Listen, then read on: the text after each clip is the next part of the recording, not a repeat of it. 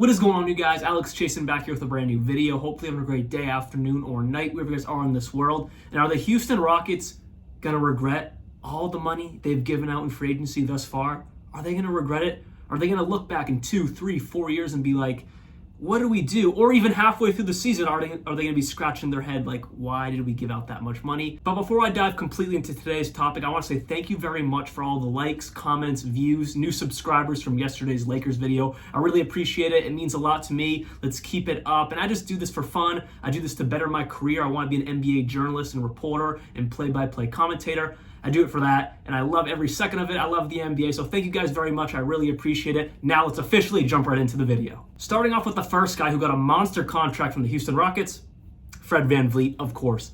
I think that shocked the entire NBA media world, entire NBA fan base. It was just like, wow. I'm not surprised he left Toronto. I'm just surprised he went to Houston. But I think he wanted his money, and he got his max extension, 3 years for $130 million. Kyrie Irving only got 3 years, $126 million. I say only like it's not a lot of money, but you're telling me Kyrie Irving is getting paid $4 million less than Fred VanVleet? That is insane. I do have to give my props to Fred VanVleet, though, because he's always said bet on himself, and that has worked out. From the G League to getting a max contract extension, getting paid more money than you thought you would ever see in your life, I got to give my respect to Fred VanVleet. With that said, will the Houston Rockets regret this? Maybe, but I doubt it. The only hard part is if this flops in any way, shape, or form on the Freddie side, being he just doesn't perform the way you'd like, that contract's going to be impossible to move. But on the bright side, it's just a 3-year deal. But still, that is a lot of money. You're putting all your eggs in a point guard who has never, been a superstar level point guard. Again, he's making more money than Kyrie Irving. Now, that's a superstar level point guard. That's just my only concern. But the Houston Rockets had the money. They wanted to contend. They got Ime Udoka now, and I say contend very loosely, but they want to be a play-in or playoff team, and this definitely helps their case. Even more shocking than Freddie is Dillon Brooks. Now, at least Fred VanVleet is a good point guard, one-time All-Star, has the potential to maybe reach that again in the right situation, and maybe this is the situation, but at least it's somewhat understandable. But Dillon Brooks getting a 4-year, $80 million contract is utterly insane to me. Last year, he was making $11 million. This season, he'll be making $21 million. There was a lot of hate that I don't agree with for Dillon Brooks. I love the guys that get in the head of the other team, that he did it to LeBron. Now, did he get in LeBron's head? Absolutely not, but he was trying all he could to get in LeBron's head. But I like those types of grit and grind guys. Even though Dillon Brooks provides that edge every team needs, when you're averaging 14 points per game, 3 rebounds, and 3 assists, shooting all right, his splits aren't amazing. He shot less than 40% from the field and around 32% from 3, 77% from the line. That's not $80 million worthy. So yes, I do believe this one is an overpay, but at the end of the day, they're not really competing for anything right now. Now, will they be a play-in playoff team? I sure hope so, paying Fred VanVleet, Dillon Brooks, and then obviously hoping Jalen Green and all the other young guys progress. I sure hope they are a play-in or playoff team. But 4 years of this contract, are they going to win a championship in those years? I highly doubt that. Maybe in the 4th year of this contract, they're back to a top 3 seed. Hey, maybe next year.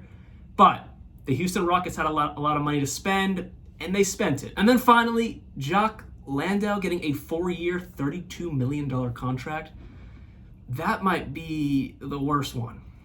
He's not bad, but he's not good. He averaged 6 points per game last year in Phoenix.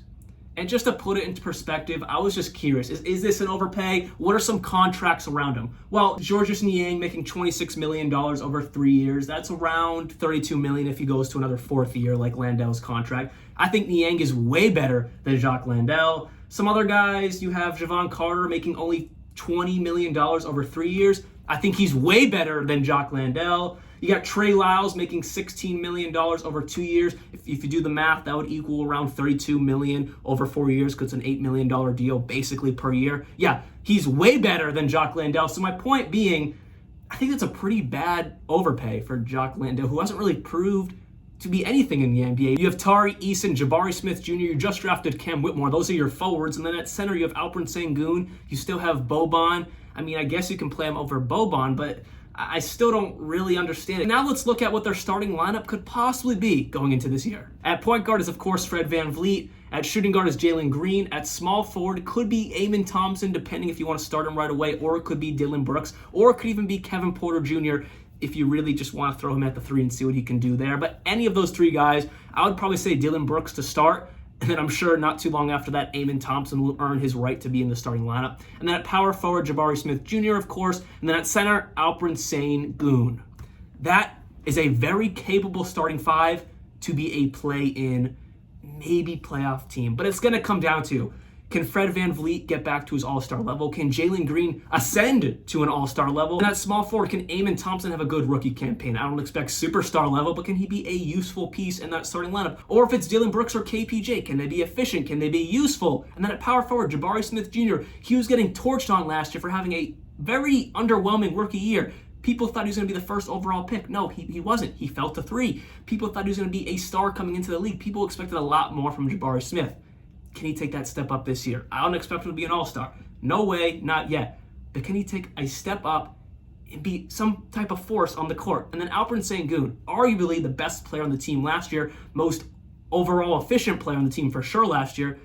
Can he take another step and maybe work towards being, maybe a top 15 center, top 12 center in the league? So there's a lot of what ifs with this Houston Rockets team, but they got the coach. They made some signings. They have a lot of young talent. Let's see how it works in year 1 with all of it together. Hopefully you guys did enjoy this video. More free agency videos coming out very, very soon. Again, thank you for the support on yesterday's video. Let's keep it up. And like always, peace out.